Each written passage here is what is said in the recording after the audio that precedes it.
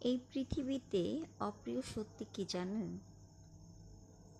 যখন আপনি হাসবেন তখন আপনার সাথে এই পুরা দুনিয়াটা হাসবে, আবার যখন কাঁদবেন তখন আপনার সাথে কেউ কাঁদবে না, আপনি একা কাঁদবেন।